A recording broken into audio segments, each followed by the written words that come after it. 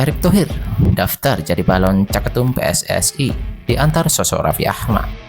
Tiga pemain naturalisasi timnas Indonesia U20 diprediksi gabung skuad Sintayong di Piala Asia 2023. Iwan Bule serahkan nasib Sintayong ke pengurusan baru PSSI.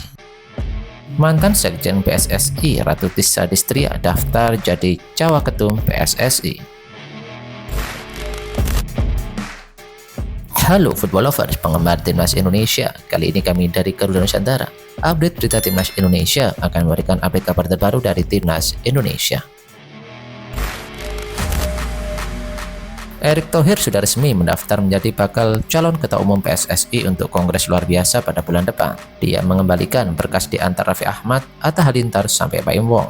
Di kantor PSSI, Erick Thohir disambut oleh salah satu pengurus PSSI, Desi Afrianto. Ikut serta bersama Erick Thohir ada beberapa petinggi klub Liga 1. Kaisang Pangarep Persis Solo, Raffi Ahmad, Ranu Nusantara FC, Teddy Cahyono Persib Bandung, dan Atta Halilintar Bekasi City FC. Mempunyai catatan mentereng di dunia sepak bola, dia pernah menjadi presiden Inter Milan dan juga pernah memiliki klub MLS DC United.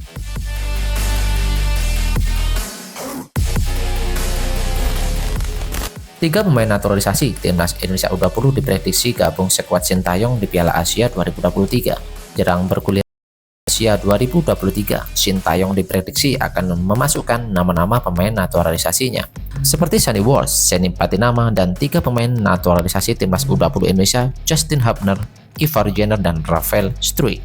Dalam menata Piala Asia 2023, ada beberapa nama yang besar kemungkinan akan dicoret oleh Sintayong, yakni Edo Febriansyah dan Hansa Muyama Pranata. Tetapi pada Piala Asia 2023 akan ada dua pemain naturalisasi yang melakukan debutnya, yakni Sonny Walsh dan Seni Patinama. Kehadiran dua pemain itu melengkapi skuad Jordi Ahmad dan Elka Bakot di lini belakang timnas Indonesia.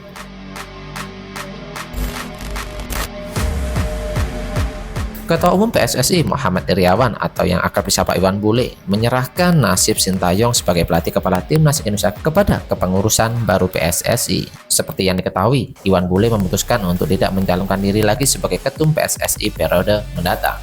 Dengan kabar tersebut tentu masa depan Sintayong menjadi tanda tanya, apalagi selepas tragedi Kanjuruhan pada bulan Oktober yang lalu. Pelatih asal Korea Selatan itu mengatakan apabila Muhammad Iryawan mundur sebagai ketua umum PSSI, maka ia juga akan mundur sebagai pelatih timnas Indonesia. Dan selebihnya keputusan terkait nasib Sintayong akan menjadi keputusan pengurus PSSI periode selanjutnya.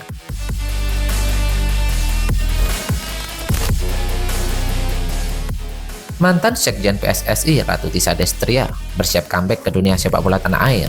Terkini beliau mendaftarkan diri menjadi calon wakil ketua umum PSSI. Ratu Tissa menyerahkan berkas kelengkapan formulirnya di kantor PSSI GBK Arena. Ia sudah mendapatkan dukungan dari beberapa voter yang ikut mendampinginya. Syukur alhamdulillah hari ini saya mengembalikan formulir kesediaan untuk dicalonkan menjadi wakil ketua umum PSSI di periode selanjutnya, kata Ratu Tissa. Diyakini Ratu Tissa merupakan paketan dari Erick Thohir yang mencalonkan diri sebagai ketua umum PSSI. Erick Thohir juga sudah mendaftarkan diri dan menyerahkan berkasnya di waktu yang sama.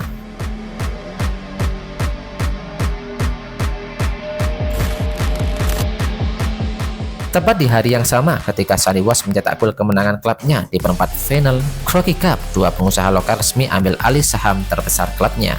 Kedua pengusaha tersebut membeli 47% saham dari klub Sonny Walsh sebagai pemilik saham mayoritas. Sonny Walsh menanggapi pengambil alihan KF Mechelen tersebut. Pemain yang berhak membela timnas Indonesia tersebut senang dengan kabar yang beredar. Itu berita baru bagi saya, tentu saja normal. Ada komunikasi antara kami dan direksi, tapi tidak selalu mendalam. Kami juga membaca apa yang ada di media, ujar Sonny Walsh. Sonny Walsh merasa senang usai tampil sebagai penentu kemenangan Mechelen pada laga perempat final Piala Belgia minggu yang lalu.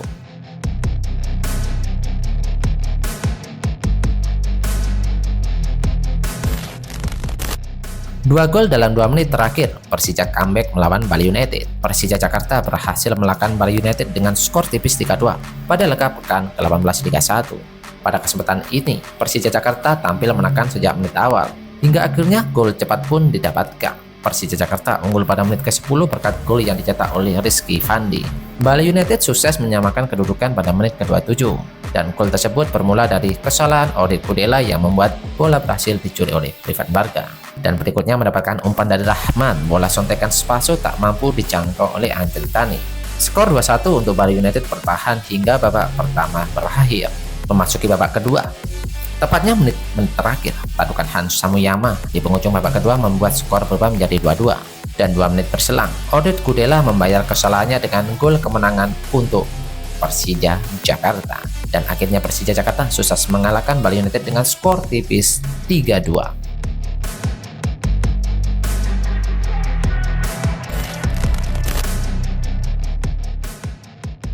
Liga 1 tanpa degradasi, klub lebih baik gelar turnamen tanpa PSSI.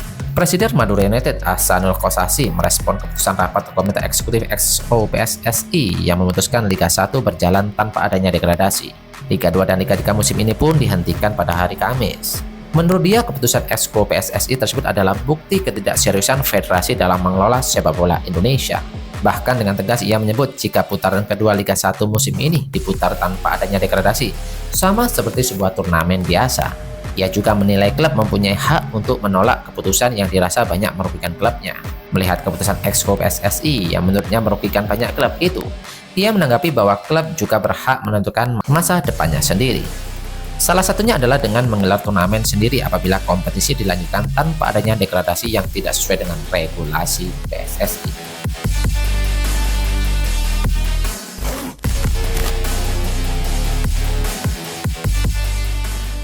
Well, dan update informasi ini saja yang bisa kami informasikan. Bagi kalian penggemar Timnas Garuda, jangan lupa untuk subscribe channel ini. Salam sepak bola nasional. See you.